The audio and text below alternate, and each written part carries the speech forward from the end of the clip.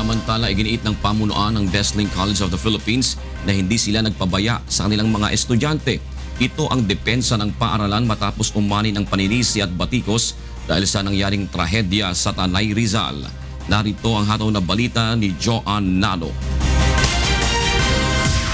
Nanindigan ng pamunuan ng Besling College of the Philippines na ginawa nila ang lahat ng paraan upang maging maayos ang nakatakda sanang 3 araw na team building at survival training activity ng kanilang mga estudyante sa Tanay, Rizal na sinasabing bahagi ng curriculum ng National Service Training Program o NSTP. Ayon kay Attorney Lourdes Pagayatan, ang legal counsel ng Besling College, hindi dapat na isisi lahat sa eskwelahan ng pangyayari dahil hindi naman aniya ito nagpabaya sa kanilang mga estudyante. Giit ng Besling College, aksidente ang nangyari kung kaya't maling sabihin na kasalanan ito ng eskwelahan.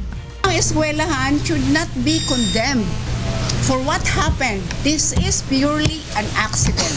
No one expected this to happen, but it did happen. Kaya huwag naman sanang maniwala dyan sa mga sinasabi ng iba na ang eskwelahan ay nagpabaya dito. Hindi po totoo yan.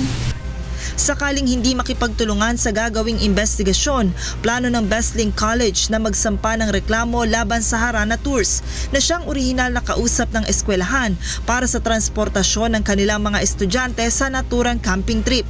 Subalit sa hindi pa malamang dahilan ay nakipagtransaksyon ang nasabing bus line sa Panda Coach Tours and Transpo Incorporated bilang subcontract.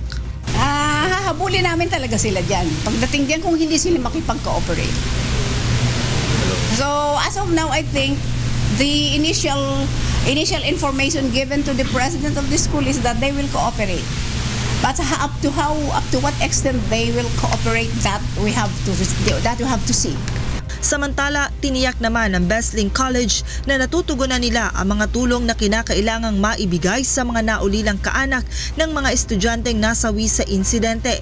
Bukod sa gastos sa ospital at punerarya, magkakaloob din ng paunang tigli 5,000 pisong tulong sa bawat naiwang pamilya ng mga biktima. Kami po ay umaapila sa mga magulang, hindi po namin sila pababayaan. Bagkus hanggang ngayon po hindi pa ho na-condemn ang school, pero ang suporta po namin ay ganun po actually nagbibigay na po ng financial assistance. Lahat na po ng tulong ibinigay na po namin. Joan Nano, UNTV News and Rescue, Quezon City.